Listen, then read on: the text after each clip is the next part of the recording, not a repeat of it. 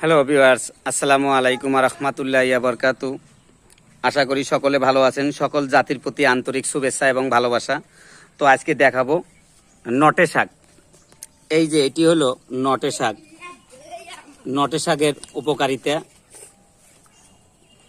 যেনারা অনেক টাকা পয়সা নষ্ট করতেছেন, যাদের অতিরিক্ত ভাঙ্গা মস্কায় জ্বালা যন্ত্রণা, ভাঙ্গা মস্কা যাদের হয়, এই শাকটি তাদের জন্য অত্যন্ত উপকারিতা। এটি নটে শাক বলা হয়। এই যে নটে শাক দেখবেন, এর ফুল দেখবেন, পাতা দেখবেন, গাছটা চিনে নেবেন। এটা খুব সুন্দর উপকারিতা।